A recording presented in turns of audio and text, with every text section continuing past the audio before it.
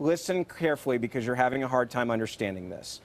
There are other options militarily besides only nuclear options. Fire and fury does not necessarily mean only push the red button for a nuclear war. It is incredibly incompetent and ignorant to imply that the only option that our military has is to actually do nuclear war. That is not what the president said yesterday. That is not what the president said yesterday. You're implying that there's only one option. There is more than one option. Let's ask Rick. Let me cut through this for a second.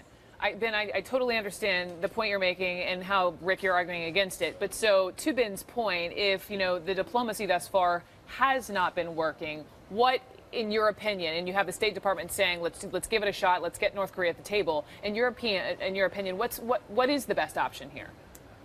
Look, you have to move this into a deterrence frame. And a deterrence frame is not threatening a preemptive strike. A deterrence frame is... So do what we're still doing right now. If weapons are deployed and used by North Korea, if nuclear weapons are deployed and used by North Korea, then a nuclear response is on the table. But you don't lay it out there. And look, Donald Trump was not talking about... he was not talking about a conventional strike.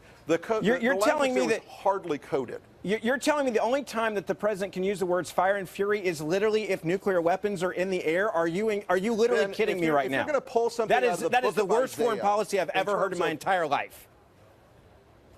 Ben, there are boundaries and there are ways you talk about deterrence. General Mattis did it right today. Donald Trump shot from the lip, as he usually does, because he is ignorant of history, he's ignorant of strategy, he is ignorant of diplomacy, and he's certainly ignorant of the use of deterrence but the foreign policy you're describing, the foreign policy that you're describing has been a failure over the last year. When the president says he's going to protect and defend the United States of America, and then the only option you give the president is nuclear war, that just shows that you have no understanding of war. The option is deterrence. The option is active deterrence and diplomacy.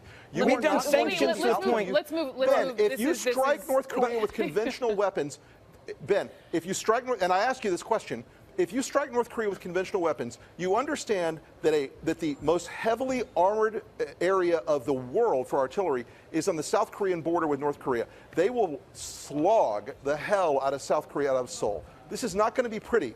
And you're saying that you think there are no consequences to this kind of action, and it's really irresponsible.